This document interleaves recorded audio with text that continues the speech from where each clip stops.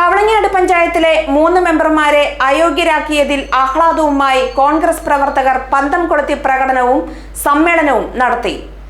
കവളങ്ങാട് പഞ്ചായത്തിലെ സിബി മാത്യു, ലിസി ജോളി, ഉഷ ശിവൻ എന്നിവരെ അയോഗ്യരാക്കിയതിൽ ആഹ്ലാദം പ്രകടിപ്പിച്ച് 18, 19 വാർഡിലെ കോൺഗ്രസ് കമ്മിറ്റികൾ സംയുക്തമായാണ് പ്രകടനവും സമ്മേളനവും നടത്തിയത്.